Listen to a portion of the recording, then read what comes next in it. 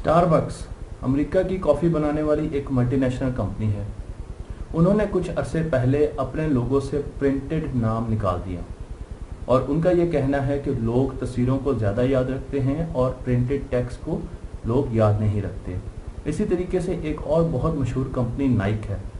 उन्होंने भी अपने लोगों से प्रिंटेड टेक्स्ट को निकालकर सिर्फ विजुअल्स को रखा।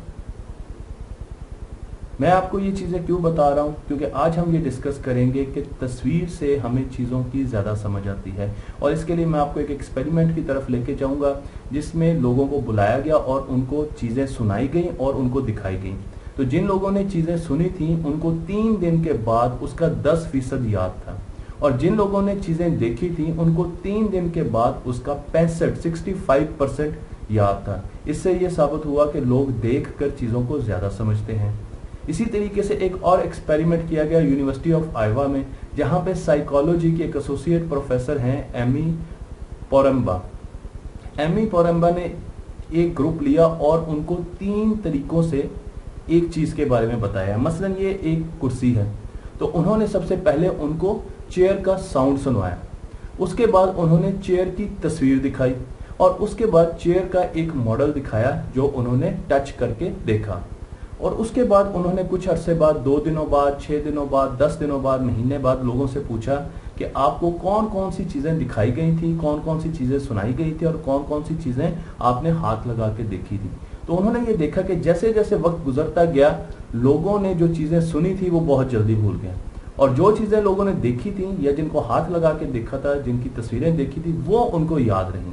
जिस पर उन्होंने कहा कि हमारी ऑडियो मेमोरी बहुत छोटी है और हमारी विजुअल मेमोरी, देखने वाली मेमोरी और देखने वाली चीज़ों को याद करने की सलाहियत बहुत ज़्यादा है। इसी तरीके से मैं आपको एक और एक्सपेरिमेंट की तरफ लेके जाता हूं जो बड़ा इंटरेस्टिंग एक्सपेरिमेंट है। एक खातून जिनका नाम था मिसेस बेकर, उनको आम कपड़े पहनाकर एक घर में बिठा दिया गया और लोगों के ग्रुप को बुलाया गया और उनको बताया गया कि ये मिसेस बेकर हैं।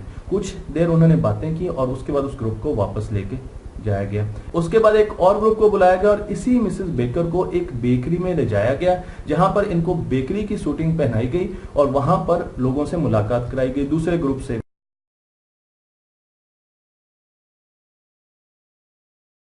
और उसके बाद उनको भी उतने वक्त के बाद वापस ले जाया गया। अब उन दोनों ग्रुप से कुछ अरसे बाद पूछा गया कि क्या उनको मिसेस बेकर याद हैं। तो जिन लोगों ने मिसेस बेकर को आम हुलिये में देखा था उनको मिसेस बेकर याद नहीं थी, पर जिन लोगों ने मिसेस बेकर को बेकरी में देखा था, जहां पर उन्होंने बाकी चीजें भी उनके साथ देखी थी, उनको मिसेस बेकर की पर्सनैलिटी याद थी। और उसकी वजह यह है कि उन्होंने मिसेस बेकर की पर्सनैलिटी को कनेक्ट किया था वहां पर जितने भी बेकरी के आइटम्स पड़े थे उनके साथ, इसलिए उनको विजुअली कनेक्शन की वजह से ये चीजें ज्यादा याद रह गई।